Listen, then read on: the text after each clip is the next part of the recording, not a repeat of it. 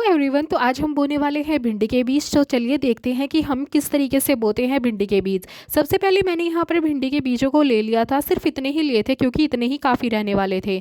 और उसके बाद मैंने लिया था 1 बाल्टी पानी। पानी और भी चाहिएगा पर लेकिन वो बाद में देख लेंगे, शुरुआत में 1 बाल्टी पानी ही काफ़ी है। उसके बाद ये वो एरिया है जहाँ पर हमें अपने भिंडी के बीजों को बोना है।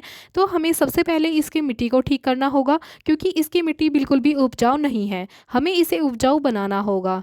तो हम यहाँ पर अब उसके बाद ये हमारी दूसरी क्यारी है जिसमें हमें दूसरी में भी बोना है। हमें इसमें ही ये वाली पहले वाली से छोटी है तो इसमें भी हम भिंडी के बीज बोएंगे। तो चलिए पहली वाली क्यारी को हम ठीक करने में लग गए थे। इसकी मिट्टी को हमें अच्छे से कर लेना है क्योंकि जब हम इसकी मिट्टी को अच्छा करेंगे तभी ये उपजाऊ हो पाएगी और तभी इसकी मिट्टी अच्छी हो पाएगी जिससे कि हमारे पौधों को ग्रोथ अच्छी मिलेगी।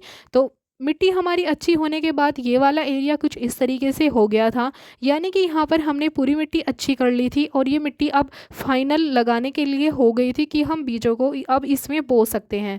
तो ये वाला एरिया हमारा कुछ ऐसा दिख रहा था। अब हम बोएंगे अपने बीज।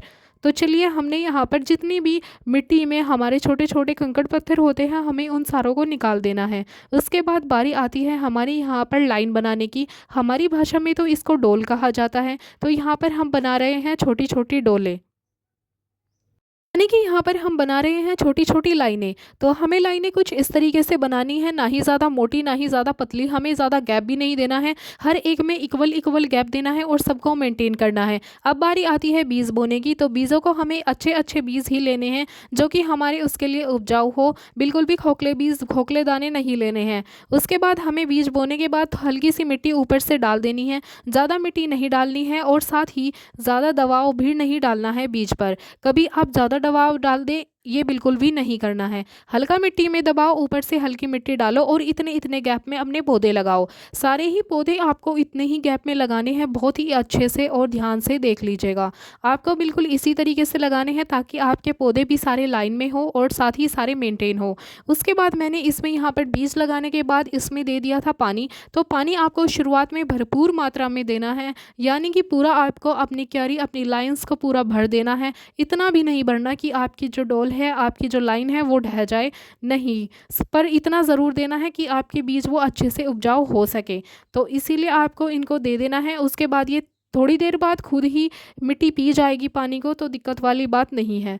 उसके बाद अब हम इसको सारी को कंप्लीट करेंगे ऐसे ही धीरे धीरे करके। तो कंप्लीट करने के बाद हमारा एरिया कुछ इस तरीके से था, जो कि मैंने यहाँ पर पानी तो भरपूर मात्रा में दिया था और हमारी मिट्टी साथ ही इसको पी गई थी।